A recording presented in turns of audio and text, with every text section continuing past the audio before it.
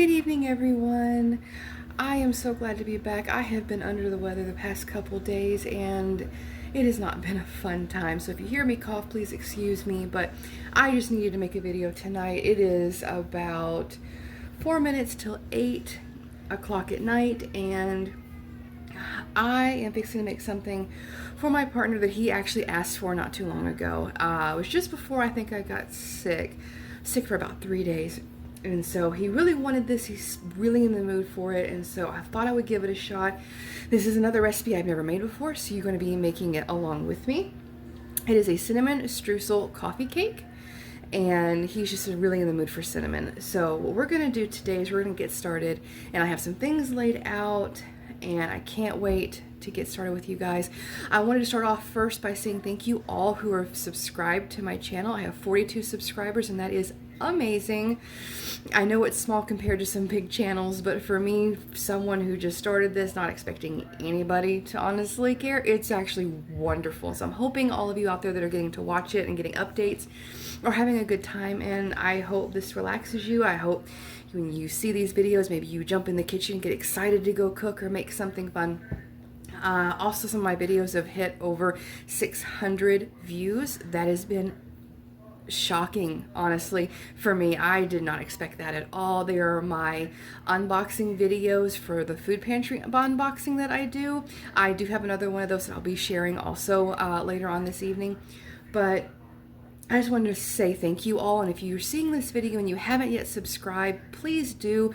You get to see all of my new content, and you get to follow along with recipes, grocery unboxing, food haul unboxing, any kind of food prep, and very shortly here in the springtime it's going to be some more nature stuff with hopefully chickens and gardening and stuff like that. So I can't wait for that. But we're going to go ahead and get into this recipe. This recipe, it says to preheat your oven at 350 degrees, which I am going to do. I haven't done it yet. I try to wait to do everything with y'all. Sometimes I go ahead and preheat. It does say to spray a 9x9 pan with non-stick cooking spray. I usually wait until I'm about to put it in. I have noticed that if you spray the pan, whatever pan you're using, before you start your recipe, the spray will start sliding down and sometimes you'll still get sticky areas. So I'm going to wait to do on that just before I put it in the oven, or just before I put it in the dish. So it says in a large bowl, we're going to cream together butter and the sugar. We're going to be using 3/4 cup of sugar. This blue measuring cup is part of my Tupperware set. I'm not sponsored by them, of course, but I would love to be, because some products they have are really good. They're honestly expensive on my end. I can't really afford them very much, but every once in a while when I see a party, I'll get something small or something that's unique. This set was extremely unique for me since I bake often, even before I had my shop. It has a 3/4 cup and a 2/3 cup in the set, and so that was really extreme for me, because I hate having to repeat. And so if I can just grab one and set it out and do it, that's fantastic for me. So I have 3/4 cup of white sugar, and I have a 1/2 stick or 1/2 cup of butter. And so we're going to get this in here, and I'm going to use something I haven't used in a very long time. I bake so much. Excuse me, see, coughing already. This talking's going to get me. I bake so much that I don't usually use a little mixer anymore. I use some of my big KitchenAids. I have 2 of them, and they're really handy. And so it'll be nice to use something small and something little just to be able to do for you guys. It's nice. So we're going to put all that in there together, and we're going to start mixing this up. And you're going to cream this until it's nice and white and fluffy.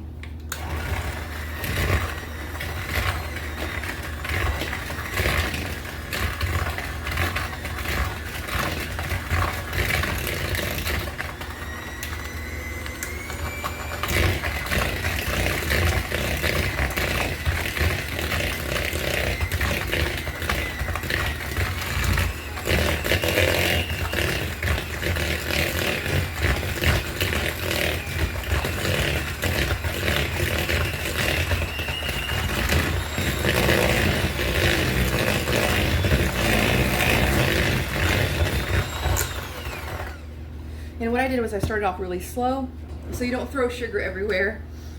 For once, I didn't make a mess yet. Let's not count those chickens before they hatch. Go ahead and scrape down your bowl.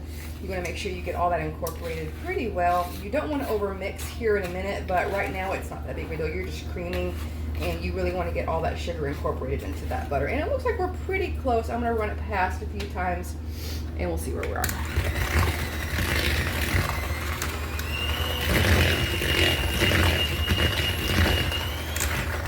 Yep, we look pretty good. Alrighty, the next thing we're going to do is we're going to stir in, so I can just use my spatula, the vanilla, eggs, baking powder, and salt. So the vanilla, we're going to use 2 teaspoons of vanilla. Most of the time with vanilla, I measure with my heart, but for you all, I'm going to actually measure out because I don't mind doing dishes for my followers. Isn't that fun? And if we all know how dishes are, that's a commitment. So we added our vanilla in, and this recipe calls for 2 eggs. And are these room temperature? No. It is 8 o'clock at night. I did not have time, nor did I even think about making this until about 30 minutes ago. So I'm going to pull these eggs out. And they are fresh and cold, straight from the refrigerator. And we're going to get these all cracked in.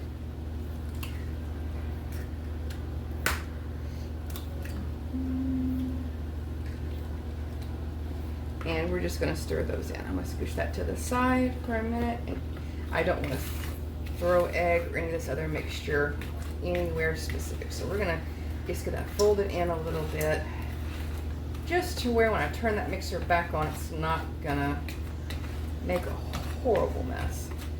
All right, there we go. I'm going to scrape off this back into the bowl to make sure I don't miss any or as much as I can help it. And we're going to turn this back on. It does say stir, so we're going to go on low.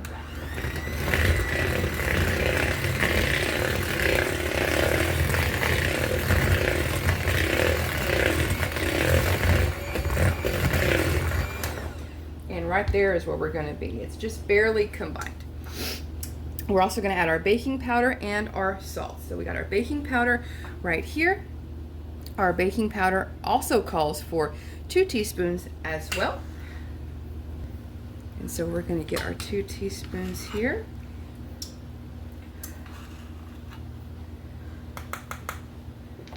There we are. And it calls for a pinch of salt. Now, and there's the oven. I'm not too worried about what a pinch is, what a pinch isn't. I'm not too worried about it. I just pour a little bit in my hand. That looks like a pinch. Good enough for me. And there we go. So we're going to go ahead and mix this in, and then we're going to start incorporating our flour and our milk, and that's when we're going to be worrying about overmixing.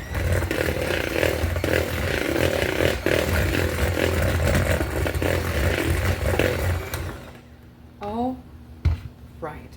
Now, for our flour and milk, we need 2 cups of flour and 3/4 cups of whole milk. I do actually have whole milk. The jug busted on me and was leaking, so I put it in a really cool and older container. That was actually my great-grandmother's on my mom's side. So because we have more flour than milk, we're going to add just a little bit of the flour. I did pre-measure this already. This is 2 cups. So we're going to add about 1/3 of that in there.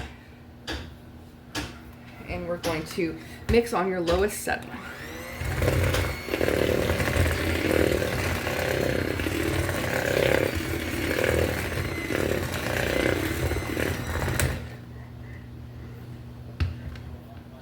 I'm going to go ahead and pour our milk into the same measuring cup I put the sugar in.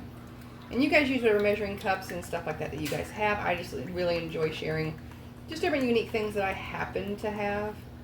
It's really, really nifty. All right, now I'm going to go ahead and put half of this milk in, roundabout. That's about half. We'll go with that. And go ahead and get that mixed in, again on low.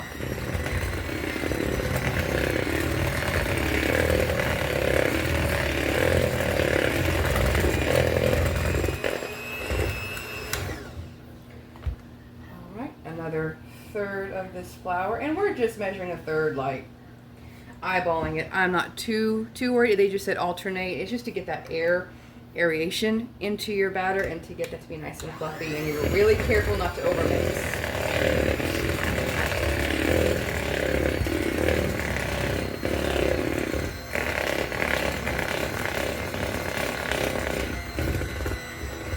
The last part of your milk, I'm going to go ahead and pour that in.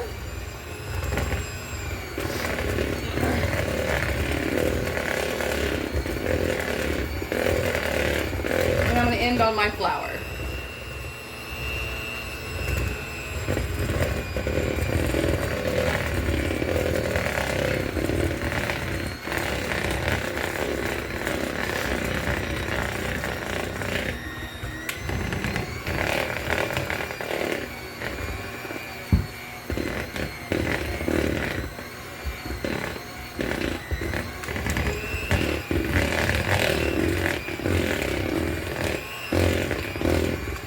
That's about it. If you get nice and fancy and be able to do that, you can turn on your mixer, pull it straight up and slowly crank it down as it comes out, and clean-ish beaters for the most part. I'm not feeling well tonight, so I'm not licking that. And of course it has raw eggs in it, so I don't highly recommend that at all. With raw eggs and raw flour, it's not a good idea. I grew up licking cake batter off the spatula whenever I was a kid. It's a good little memory, so no judgment either way, and I don't want to hear any hate from it, so we're just going to move on from that. So there's your batter that you're going to be able to start with. We're going to pull this aside. Excuse me. And we're going to get another bowl, and this is for the cinnamon swirl. This is what's going to go in between 2 layers of this cake batter that we're going to do. First, we're going to put in here is 3 tablespoons of softened butter. Now, if you have just a stick of butter sitting around and you have no way to figure out your tablespoons, if you go grab another stick of butter, it does have the measurements on here for you. And so I just grab a stick of butter that I've already been using, fold it up, and I get close. I'm not too worried about it. You just have it measured up and you work with that.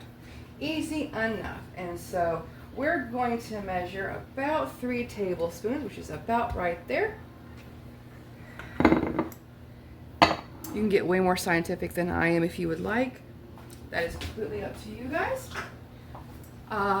Let's see here. And I need to also grab some cinnamon.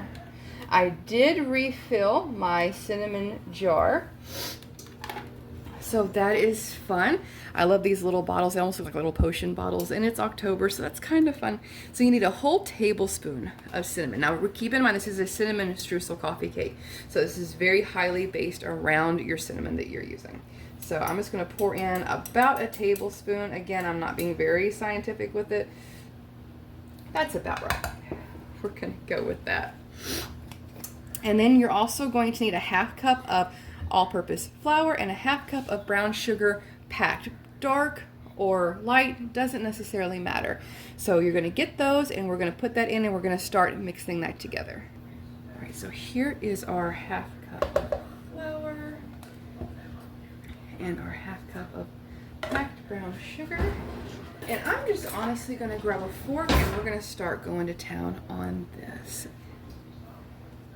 You want to make sure that butter is nice and soft at room temperature, or this is going to be much harder to do.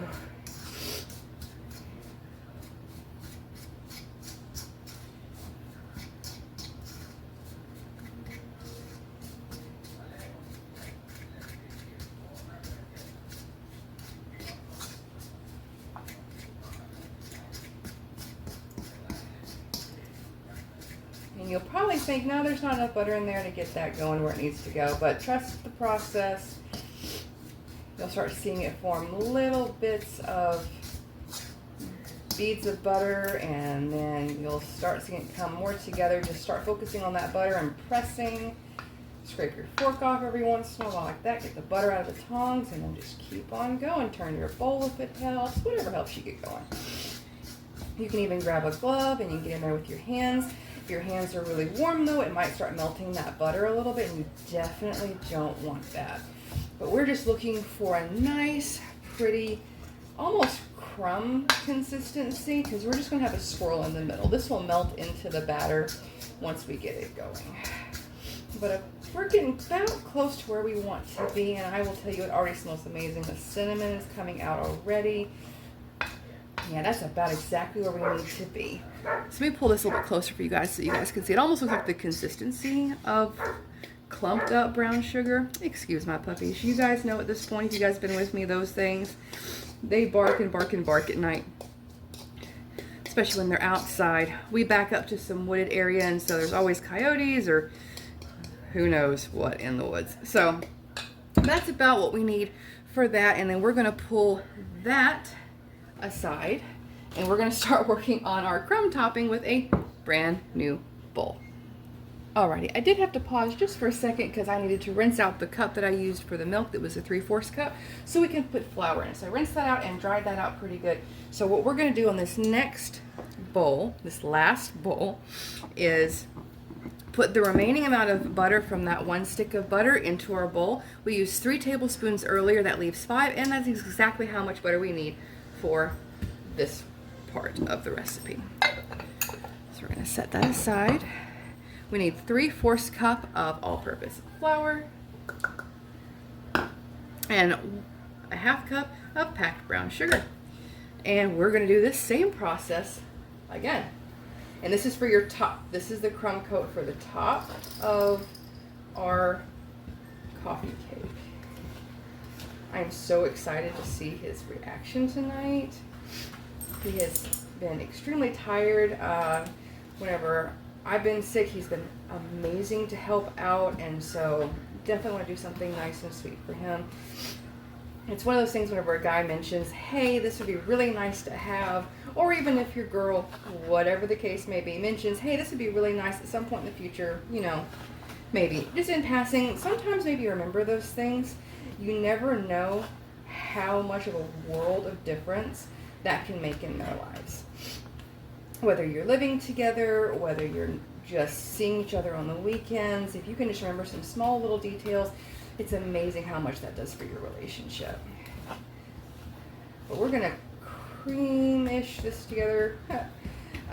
Get those big pieces of butter split up a little bit. And we're gonna just need a nice crumb texture. Now keep in mind, this is only going in a 9x9 square baking dish. You are welcome to double this. My partner, he's not the biggest on sweets, and so I'm making him a small one, and we're gonna see how that goes tonight. He may surprise me and eat most of it, and he may eat 1 piece and just, nope, that's all I needed, and I'm done. All right, but that's pretty good for what we're going to need. If you guys can see how it's just a little bit of crumbs here and there, and yeah, that works. So we have, to recap, we have our batter, we have our cinnamon swirl filling, and we have our crumb topping. And so now what we're going to do is we're going to start layering all of this together. So let me go grab a baking dish, and I'll be right back. Alright, I moved a few things around, and I got my baking dish out. As I said before, we're going to spray this down. If you would prefer to butter it, if you have any non-stick coating you would like to do, just something light. This isn't something we're turning out, so it doesn't have to completely not stick. We want to get a nice light coating. So I'm going to use, I wiped off the spatula I used earlier. Not doing that many dishes for y'all tonight.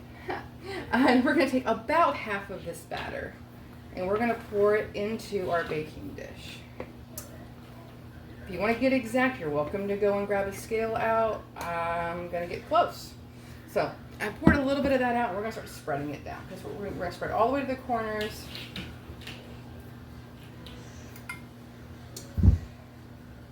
Okay.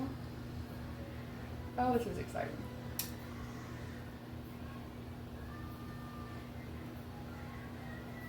That looks like about half. Sure. Maybe a little bit more. Hold on. Let's get a little bit more than that.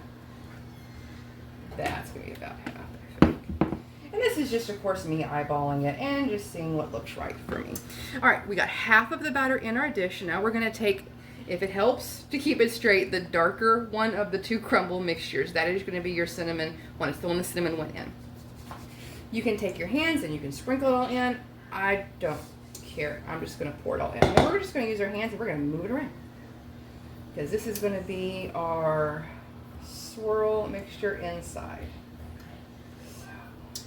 So much of it's going to be so good. Now what we're going to do is have fun, and we're going to take a knife after we put the batter on top, and we're going to swirl it all around. So I got my knife out, and we're going to do a little bit more careful dollops on top, because we don't want to disturb that mixture too much until we start swirling it, because you don't want to make it a muddy mess. We want it to be pretty enough. And if you don't care, then go ahead and pour it all in, swirl it around. It'll eat just the same.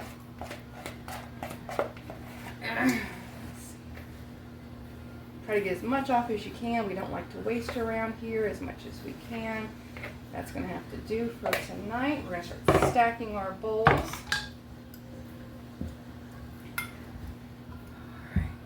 Then we're going to start spreading that on top. Keep in mind that crumb mixture is really crummy, and so try to get to your edges to where that batter will stick, so you won't keep pulling it up and off. See how that works a little bit? Turn it and just keep on going around. If it messes up and you get it all up on top, that's okay too. Again, like I said, it's going to eat just the same.